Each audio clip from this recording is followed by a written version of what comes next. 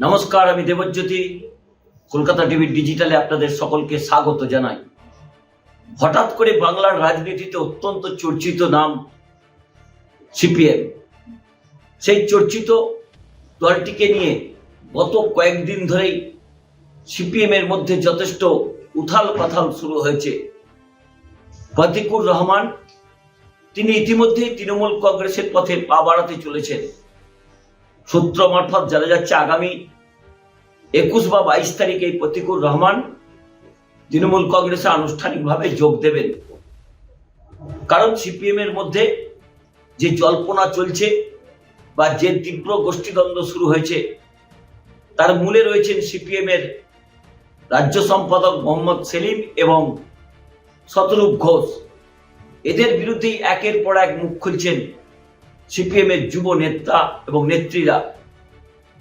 এখানেই নতুন করে জল্পনা উস্কে দিয়েছেন দীপশিতা ধর। এই দীপশিতা ধর অত্যন্ত রাজনৈতিকভাবে একজন বাগ্মী মহিলা, সিপিএম এর যুব প্রজন্মের নতুন মুখ। তিনি গতকাল একটা বক্তব্য রেখেছেন, তা নিয়ে কিন্তু সমাজ মাধ্যমে ভাইরাল হচ্ছে। তিনি নাকি অখিলেশ সিং যাদবের সমাজবাদী পার্টিতে যাবেন। প্রতীক বিতর্কে মুখ খুলে জল্পনার জন্ম দিয়েছেন দীপশিতা ধর। একেবারে কমিউনিস্ট পার্টির অভ্যন্তর থেকেই বড় হয়েছেন। তার দাদু ছিলেন পদ্মনিধি ধর, তিনি ডোমজুড়ের 3 বারের বিধায়ক, কমিউনিস্ট আন্দোলনের অন্যতম মুখ। বাবা পীযূষ ধর সিপিএম এর যে শিশু ফ্রন্ট রয়েছে, মানে কিশোর বাহিনীর রাজ্য সম্পাদক। তবে তার মা দীপিকা ঠাকুরের রাজনীতির সঙ্গে কোনো সম্পর্ক নেই। গোটা পরিবারটাই একেবারে বামপন্থী পরিবার হিসেবে রাজনৈতিকভাবে অত্যন্ত পরিচিত। সেই পরিবারের সন্তান যাবেন সমাজবাদী পার্টিতে। এই লড়ুকে নেতা ফতিকুর রহমান তৃণমূল কংগ্রেসের দিকে পা বাড়ানোর পরেই যথেষ্ট জল্পনা শুরু হয়েছে আরো কয়েকজন সিপিএম এর যুব নেতা এবং নেত্রীকে নিয়ে। তার মধ্যে দীপশিতা ধর রয়েছে। দীপশিতা ধর গতকাল বেশ কিছু সমাজ মাধ্যমে জানিয়েছেন যেতে হলে তিনি সমাজবাদী পার্টিতে যাবেন, কারণ সমাজবাদী পার্টির পতাকার রং লাল আর তিনিও বামপন্থী, তাই সে লালের সঙ্গে তার যোগাযোগ রয়েছে। তিনি গতকাল এ নিয়ে মুখ খুলেছেন সমাজ মাধ্যমে।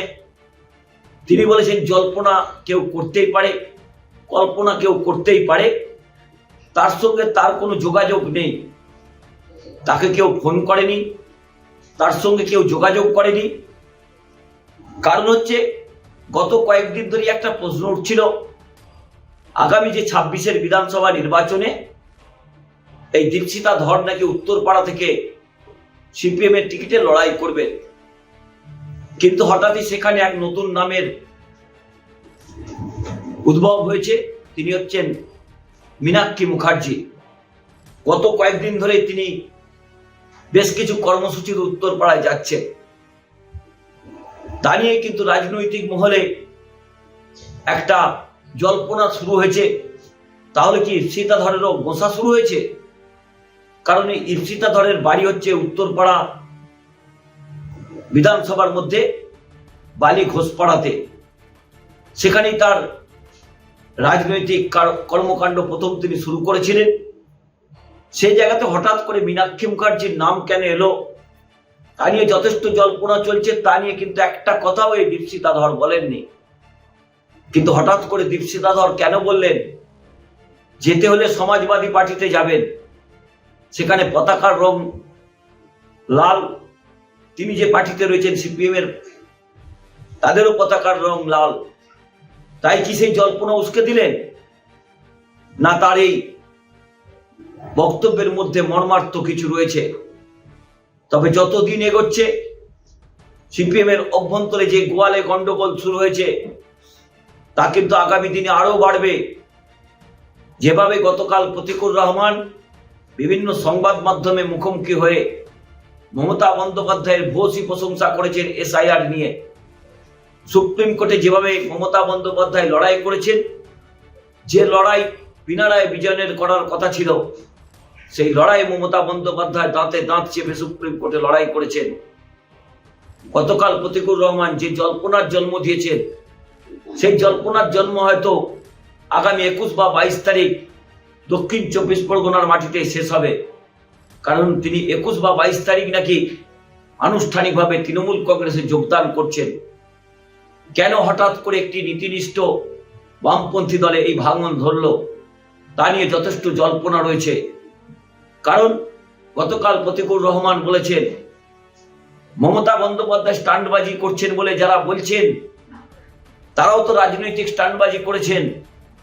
হুমায়ুন কবিরের মতো একটা বিভেদকামী শক্তি, বিভেদকামী নেতা, তার সঙ্গে মোহাম্মদ সেলিম বৈঠক করে স্টান্টবাজি করতে পারেন। আর মমতা বন্দ্যোপাধ্যায় যদি স্টান্টবাজি সুপ্রিম কোর্টে করেন, তা মানুষের জন্যই করেছেন। তাই একদম এখন নতুন করে প্রতিকুর রহমানের পর দীপশিতা ধর নিয়েও কিন্তু যথেষ্ট জল্পনা শুরু হচ্ছে। তারও কি শ্বাসকষ্ট শুরু হয়েছে সিপিএম এর অভ্যন্তরে? জানার জন্য অপেক্ষা করতে হবে আর কয়েকটা দিন।